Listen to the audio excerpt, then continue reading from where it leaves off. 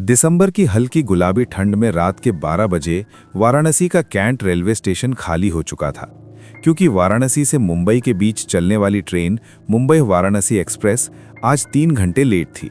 सभी यात्री धीरे धीरे कर दूसरी ट्रेन या अन्य साधनों से निकल चुके थे, मगर रोहन अभी भी वहां खड़ा ट्रेन का इंतजार कर रहा था।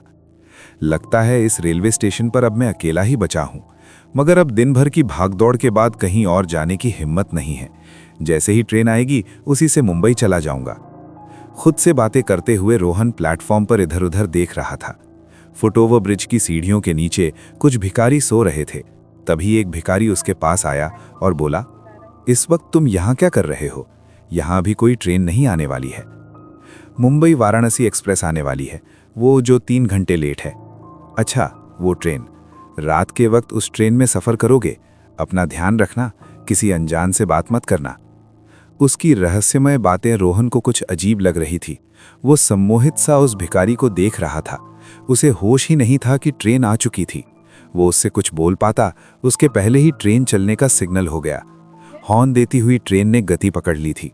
रोहन उस स्टेशन से ट्रेन में चढ़ने वाला अकेला यात्री था, और उसकी आंखों के आगे वो ट्रेन निकल जाती उससे पहले ही ट्रेन के आखिरी कोच में जैसे तैसे वो चढ़ गया। उसने दरवाजे से भिखारी की तरफ देखा तो वो भिखारी अभी भी रहस्यमय तरीके से मुस्कुरा रहा था। अचानक हुई इस भाग दौड़ से रोहन की सांस फूलने लगी थी।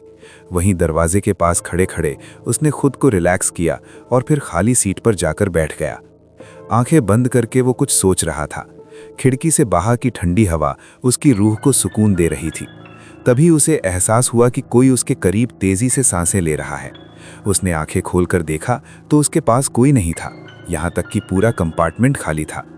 पुणे मुंबई चलने वाली ट्रेन में कभी पैर रखने की भी जगह नहीं होती। उसका खाली कंपार्टमेंट रोहन के मन में बेचैनी पैदा कर रहा था। वो अपनी सीट पर से खड़ा हुआ और कंपार्टमेंट में नज़र घुमाई तो दूसरे दरवाजे के पास वाली सीट पर एक व्यक्ति बैठा हुआ था। उसे देख रोहन की सांस में सांस आई। वो उसकी पास वाली सीट पर जाकर बैठ गया। वो व्यक्ति रोहन को देखकर रहस्यमय तरीके से मुस्कुराने लगा, मगर उसकी आंखों में एक सूनापन था। शायद लेट हो जाने की वजह से ट्रेन पूरी खाली है। वो व्यक्ति रोहन की ओर देखता रहा और कुछ नहीं बोला। ये बात रोहन को अजीब लगी। वो आंखें बंद करके दोबारा बैठ गया, मगर उसे अजीब सी बेचैनी होने लगी। वो खिड़की से बाहर देखने लगा। बाहर धूप अंधेरा था। ट्रेन चलकर काफ़ी देर हो गई थी, मगर कोई स्टेशन नहीं आया। ये बात रोहन को हैरान कर रही थी। क्या देख रहे हो? क्या अभी तक कोई स्टेशन क्यों नहीं आया?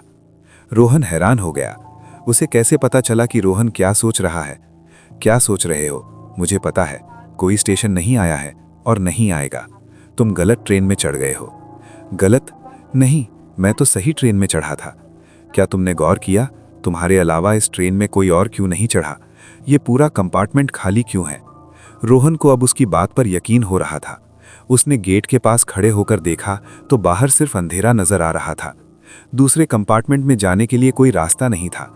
वो वापस अपने जगह पर आकर बैठा और उसने नज़र उठाकर देखा तो उसके सामने बैठे हुए इंसान के सर से खून बह रहा था।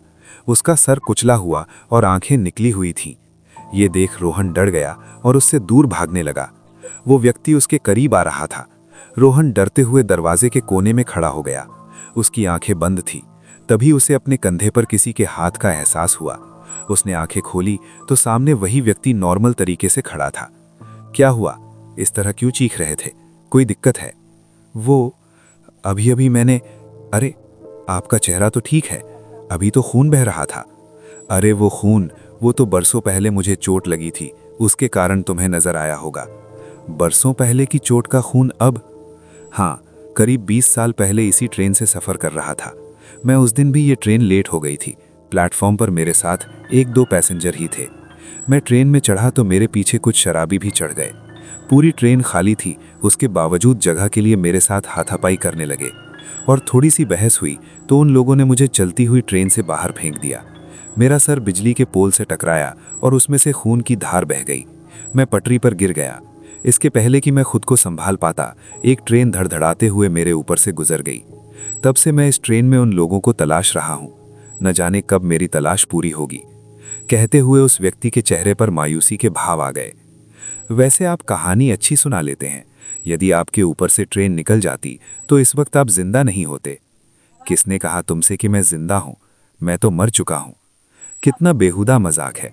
मुझे इस तरह का मजाक बिल्कुल पसंद नहीं है। कहते हुए रोहन खिड़की के बाहर देखते हुए अगले स्टेशन के आने का इंतजार करने लगा, मगर ट्रेन किसी स्टेशन पर रुक ही नहीं रही थी। तुम इंतजार करते रहोगे, लेकिन ये ट्रेन नहीं रुकेगी, कहते हुए उस व्यक्ति का हुलिया बदलने लगा। कुछ देर पहले रोहन को वो जिस रूप में नजर आया था, वैसे ही भयानक रूप में उसके सामने था। डरते हुए रोहन ने चेन खींचकर ट्रेन को रोकने की कोशिश की, मगर जैसे ही उसने चेन खींची, ट्रेन की स्पीड और बढ़ गई। झटका लगने के कारण वो जमीन पर गिर गया और वो व्यक्ति उसके सामने आ गया। मैंने तुम्हारा क्या बिगाड़ा है? क्या चाहते हो मुझसे?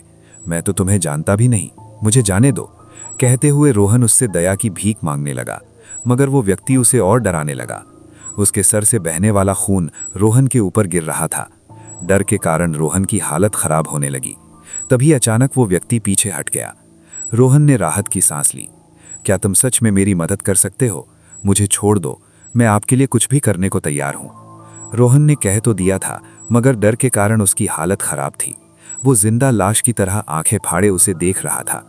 मुझे मुक्ति चाहिए, बोलो, दिला सकते हो मुझे मुक्ति? मुक्ति? मगर मैं आपको कैसे मुक्ति दिला सकता हूं? रोहन का दिल तेजी से धड़क रहा था।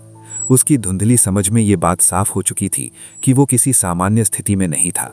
ट्रेन, वो व्यक्ति और पूरी रात, सब कुछ एक बुरे सपने जैसा लग रहा था, जिससे वो जाग नहीं पा रहा था।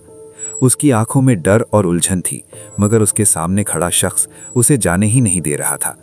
मैं आपको मुक्ति कैसे दिला सकता हूं? वो व्यक्ति अब गंभीर हो चुका था। उसकी आंखों में अब वो सूनापन नहीं था। उसने धीरे से कहा, ये ट्रेन उस रात से अब तक चल रही है।